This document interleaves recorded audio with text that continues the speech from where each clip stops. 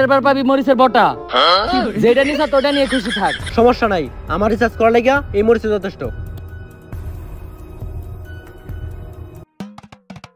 আব্বা তাড়াতাড়ি আহেন, সায়েন্টিস্ট স্যার ফোন দিছে, আর্জেন্ট একটা মিটিং আছে। আর আপনারা কতবার কইছে একটা গাড়ি কিনেন, প্রতিদিন এমনি হাইট অফিস যাইতে লেট হয়ে যায়। আরে গাড়ি কিনি না কারণ গাড়ি চালানো ভালো না, ভালো মানুষে কখনো গাড়ি চালায় না। আজকে থেকে 21 বছর আগে আমি একবার গাড়ি চালাইছিলাম, যে গাড়ি চালানোর লেগেই তোর মতো একটা অপদার্থ আমার সামনে। আব্বা আমি তো আলতু ফালতু কামের লিগে গাড়ি কিনুম না, আমি তো প্রয়োজনের লিগে গাড়ি কিনুম। আমিও আমার বাপরে এটাই কইছিলাম। আর এইটা দেখার লেগেই তো আমি আজকে তোর লগে দিতেছি যে তুই করস কি। প্রতিদিনই তোকে সায়েন্টিস্ট স্যারের কি আর তো আর দিন মিটিং। খালি যদি মিটিং এর নামে অন্য কিছু দেখি তাহলে ঠেলা দিয়ে তোর খেলা শেষ করে দিমু। আচ্ছা আব্বা। আর আব্বা আম্মাই কিন্তু যাওয়ার সময় আপনার মরিচের পাতা নিয়ে যাবার কইছে। বুঝছি, তোর মা এইবার আমার বেশি চাপ দিছে। কেমনে আব্বা?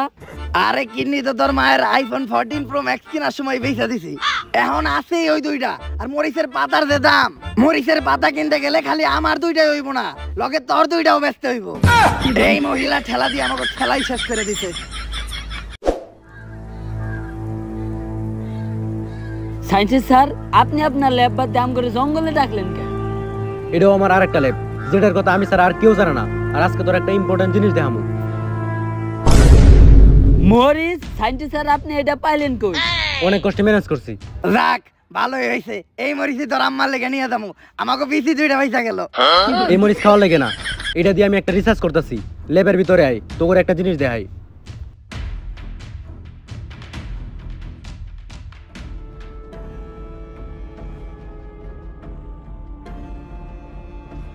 এইটা দিয়ে ঢোকার সময় আমার এক্স এর কথা মনে পড়ে গেল।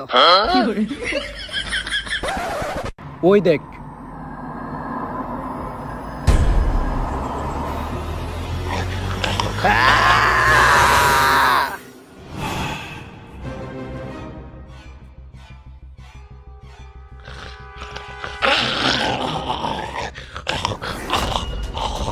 সায়েন্টিস্ট এটা কি আছিল? ভয় পাওয়ার কিছু নাই, এটা আমার বউ। আরে ভয় তো আমি পাই নাই, ভয় আমার পোলা পাইছে। ছিলাম তো আপনি দিছিলেন। কিন্তু আপনার বউর এই অবস্থা কে? আসলে বাংলাদেশে মরিচের দাম বাড়ার পর থেকে কোনো সাধারণ মানুষ মরিচ কিনে খাইতে পারে না, তাই আস্তে আস্তে বাংলাদেশ থেকে মরিচ বিলুপ্ত হওয়া শুরু করে। আর জাল কুড়া মরিচ খেতে না পারিয়া পাগলের মতো আচরণ করা শুরু করে। তাই আমি একজনের টেস্ট করি, আর টেস্ট করার পর জানতে পারি ওর মধ্যে নতুন একটা রোগ সৃষ্টি হইতেছে, যেটার নাম জালতঙ্ক। আর এই রোগের আক্রান্ত মানুষ যদি মরিচ খেতে না পারে, তাহলে তারা পাগলের মতো অস্বাভাবিক আচরণ করা শুরু করে। আর একটা সময় তারা মানুষ খাওয়া শুরু করে। সায়েন্টিস্ট স্যার এটার কোনো মেডিসিন নাই? আমি অনেক রিসার্চ করছি, আর সবশেষে যেটা জানতে পারলাম এই রোগের মেডিসিন হলো শুধুমাত্র মরিচ। আব্বা আম্মাও তো অনেক জাল খায়, তাইলে তো আম্মাও এই রোগে আক্রান্ত হইব। আলহামদুলিল্লাহ, আল্লাহ তোমার কাছে কত দোয়া করছি। আমি সব সময় নামাজ পড়ে খালি এই দোয়া